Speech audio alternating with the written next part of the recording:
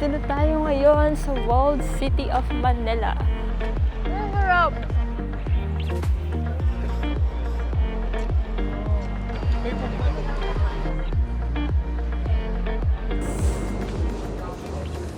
Hi mga kaspanti! Naghahanap ba kayo ng pwede nyong galaan during long hours of vacancy? Or finally, nag-align na ang inyong schedule na magtotropa at nag-isip kayo ng pwedeng galaan maliban sa mga malls? Tara! Samahan niyo ako dito sa isang spontaneous trip dito sa Manila. We're going to explore two sides of Manila. Sisimulan natin sa Intramuros, the historic walled city, and then travel to Binondo, the oldest Chinatown in the world. Magkaibang-magkaiba ang dalawang lugar na ito, but together, they tell us an important story about the history and culture of Manila.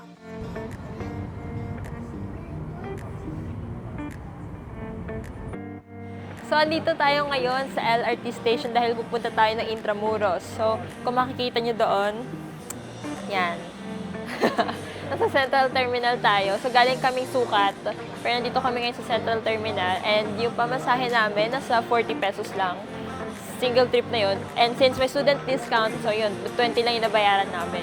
Kung galing kayo sa malayo pa, so very perfect na mag-try ng LRT. Although kung meron naman kayo ng mga private vehicles or kung gusto nyo mag-jeep, mag-bus, pwede din yun. Pero since ngayon na tumataas ng gasolina, I think mas makakamura kung mag-commute tayo. So, tara! Ang istasyong ito ay ipinangalan sa mga misyon.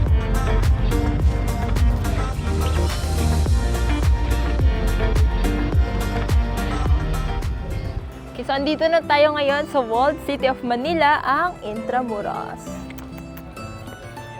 Ang Intramuros ay itatag noong 1571 ng mga Espanyol matapos nilang sakupin ang Maynila. Ang pangalan nitong Intramuros ay mula sa Spanish phrase na nangangahulugang within the walls. Sa loob ng mahigit 300 years ng Spanish colonization, ito ang naging sentro ng politika, relihiyon at edukasyon sa Pilipinas. So, ito na tayo. Nakikita niyo na yung mga cobblestone na mga pader ng mga buildings, ng mga lumang bahay dito.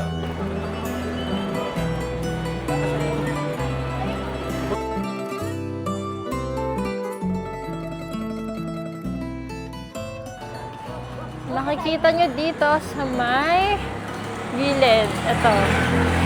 Ang Bahay Shinoy. So, isa siyang Museum of Chinese and Philippine Life. At yan, bukas siya tuwing Tuesday hanggang Sunday. At ito ang kanilang entrance fee. Kung gusto nyo makita ang Chinese, ang story ng mga Chinese dito sa Philippines, pwede nyo bisitahin ang museum na to. So yan, itong bahay na to ay dati daw tinirahan ni Jose Burgos.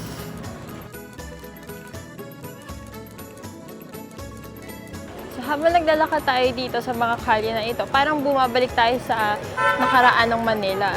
So, ayan, nakikita natin yung mga lumang gusali na nandito pa rin. At ito yung mga lumang simbahan, katulad nga nitong Manila Cathedral. So, itong mga to, binubuo nila ang kasaysayan ng Manila. So, ayan, ito na ang Manila Cathedral. Ayan, nakikita niyo yung mga maraming tao ngayon ang bumibisita doon.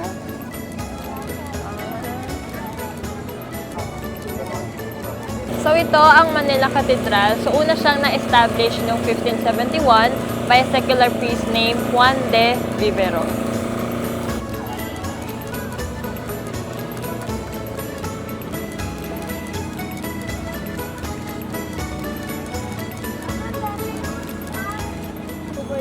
So andito tayo ngayon sa Intramuros Bookstop. So isa siyang pop-up library kung saan may iba't ibang uri ng mga libro na available. So, mostly sa mga books na available dito ay mga academic books. So, malaking tulong ito, no? Lalo na sa mga bata na hindi nagkakaroon ng mga libro or wala silang pera pambili ng mga libro, especially yung mga nag-aaral ng mga estudyante.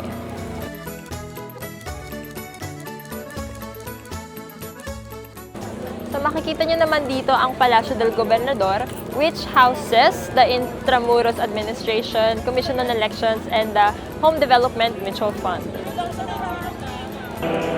So, andito tayo ngayon sa loob ng Manila Cathedral. So, right now, mayroong kinakasal. Congratulations to the newlyweds. So, dito naman sa labas ng Manila Cathedral, marami tayong makikita ng mga available na food and drink stalls. So, pwede kayong mag-try dito, kumain, uminom, at tumambay while in the solemn presence of God.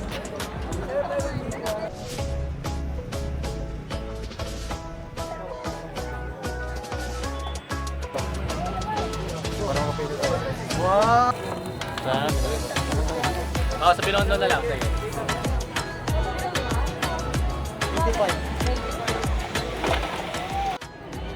Isaw! Try natin ang isaw.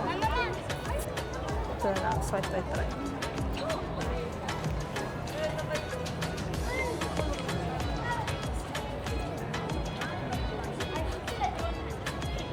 Nice. Sarap na suka. Pero sarap na isaw. So crispy.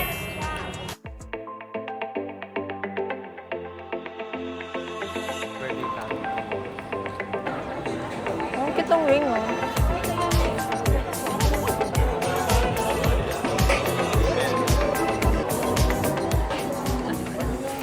So, ito, makikita nyo naman dito ang lumang itsura ng 7-Eleven. So, mukha siyang bagay na bagay siya dito sa Intramuros na very historical ang vibes. So, very cute.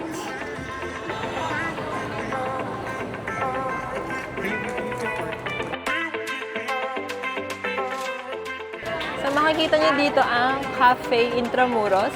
Tapos, dito naman ang Casa Manila Museum.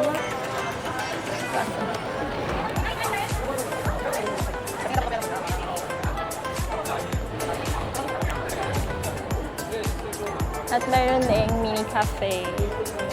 Old Trees.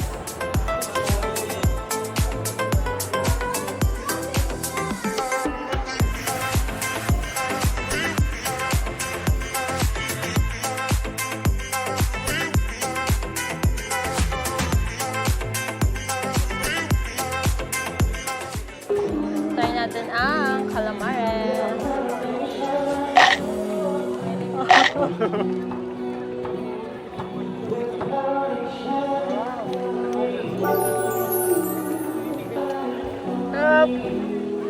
Sobrang classic na calamares. Ang sarap. Sarap! At ito ang Intramuros. Tara naman sa Fort Santiago.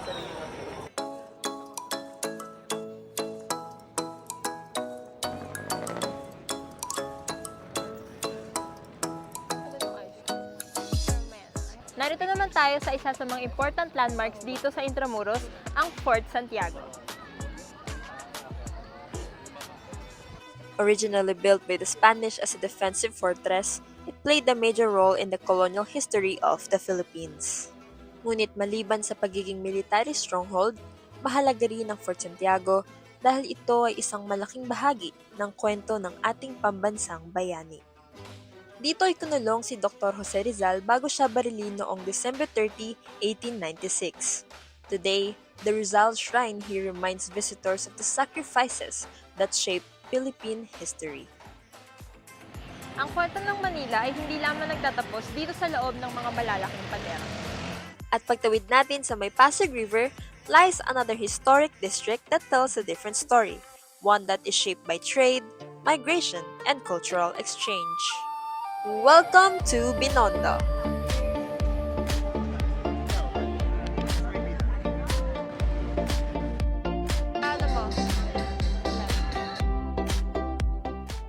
Founded in 1594, Binondo is known as the oldest Chinatown in the world. It was originally established by the Spanish as a settlement for Chinese immigrants who converted to Christianity and contributed greatly to trade and commerce in Manila. Over the centuries, Binondo became a cultural melting pot where Chinese and Filipino traditions blended together, especially when it comes to food. Bago tayo pumunta sa Ongpin Street, nandito tayo sa isa sa mga famous landmarks ng Binondo. Ang Binondo Church o kilala rin bilang isang minor basilica of San Lorenzo Ruiz. Did you know that Saint Lorenzo Ruiz was the first Filipino saint? He had Chinese ancestry and was born in this district. This church stands as a symbol of the strong connection between Filipino and Chinese culture in Manila. At narito tayo ngayon sa isa sa pinakasikat na lugar dito sa Binondo, ang Ongpin Street. Walking along Ongpin Street, marami kayong makikita ng mga iconic restaurants and food spots dito sa Binondo. Isa sa mga dahilan kung bakit sikat ang Binondo ay dahil sa Chinese-Filipino cuisine, which combines traditional Chinese recipes with Filipino flavors. So isa sa mga magandang way para ma-enjoy mo ang Binondo ay sa pamamagitan ng pagtatry ng mga iba't ibang foods katulad ng mga dumplings, noodles, hopia, at any other traditional delicacies. Every dish here tells a story that has lived multiple generations. Kaya tara, mag-try tayo ng mga foods and drinks dito sa Binondo. So makikita nyo dito, ito ang Binondo Bites, isa yan sa mga pinakasikat na pinupuntahan dito na food. So, I believe, siya, pork xiaolong bao. Tignan mo kung gaano kahaba ang pila. Kita mo ang pila. Sobrang haba ng pila.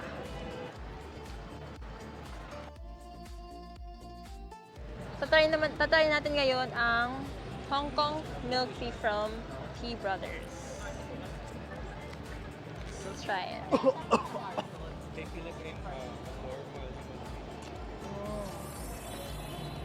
It's not that too sweet. Okay na. Pwede na. I'll give it 7 out of 10.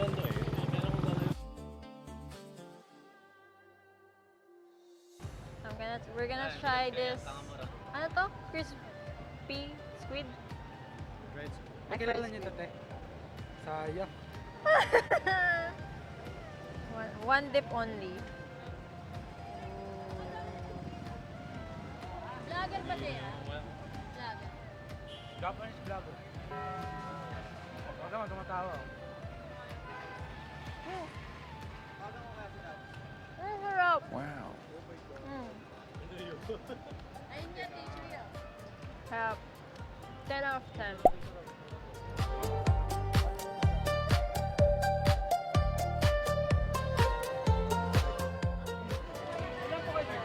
Nakapila tayo dito ngayon sa famous egg tart sa Binondo, ang Laura's Toast Bakery.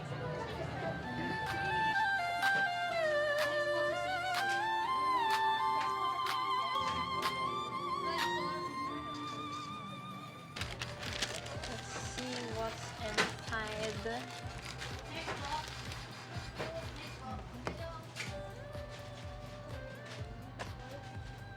Wow, it looks so good.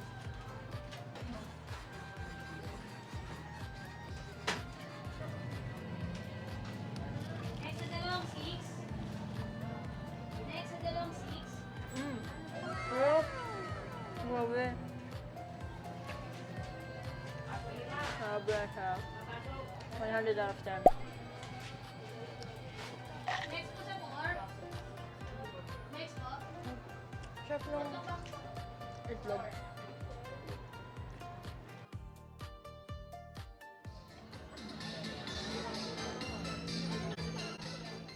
So ngayon, ito try naman natin itong mixed fruits.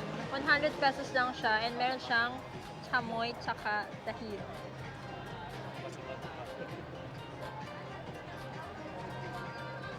Sir, bumili kami mga chup-chup. Ikoy, para sa atin. Ready me? Masarap naman siya. Hindi, ano? Ready to Anghang. Buti naman tayo. Ang asim, ang anghang. Di ba bilis na? Pero masarap naman. Ready to eat. It gets into you. Wow. Mixed fruits na may tahim at chamoy. Ayaw mo?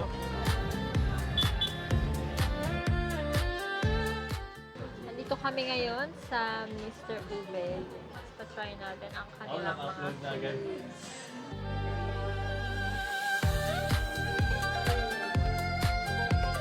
Daksha from Mr. Ube. Meron tayong pork xiaolong bao.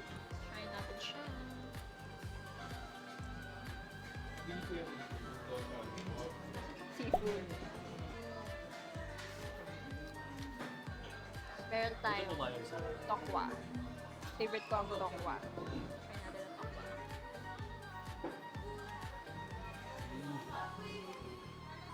Sabi ko sa people eh. Parang sa tuling niya pa lang. Yata, hindi na pinag eh. Wait, dalig na ako kanong... Pero nag-email sa akin sa Simpson eh. So, Ang sarap!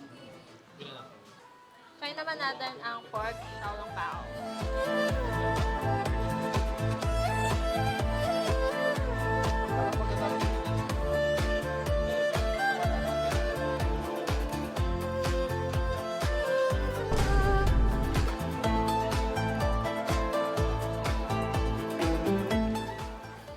Sarap. Sarap ng soup sa loob. Ang meat eh. Sakto lang yung laki niya at yung lambot niya. Let's keep eating the Singaporean laksa. Usap yung marketing.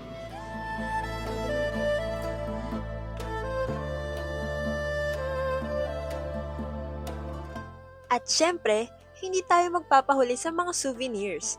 Kung gusto mo ng may palatandaan from this place, marami ditong mga traditional souvenir shops kung saan makakabili tayo ng mga pasalubong or treats for ourselves.